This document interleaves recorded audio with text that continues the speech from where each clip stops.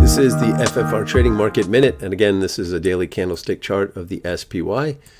And last Thursday when we were here, we were bumping up into this resistance, just couldn't get through that. But by the close, you can see the RSI had closed back above its moving average, and we had price above the 20-period moving average up top here. That is a momentum signal. So if that high gets taken out on that Thursday, which it did, obviously Friday we had a big gap up, that's telling you you're going to get a nice momentum run, typically to the upside. So we gapped up again, and that hit our target, or blew through our target there at 681. I gave you last week, or the last couple of weeks we've had that out there. Now we do have a couple of gaps below the market. We are a little overextended here on our RSI in the overbought territory there. And you can see we had our Fed announcement yesterday. The market is pulled back here. Really back to that target that I gave was acting as support here.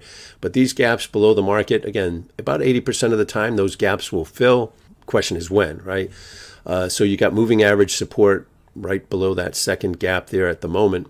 And so those are your downside targets. And then to the upside, well, I mean, all I've got left now is basically the year-end target, maybe early next year. That's all the way up there around that 740 level. So we've had that out there for a while, but that's kind of the last target out there. So we'll see. Again, protect your downside. Again, there's certainly probabilities that we could fill these gaps here, get back to the moving average support. As you know, when price gets kind of too far away, it comes back to it, right? Gets too far away, comes back to it. We talked about this before.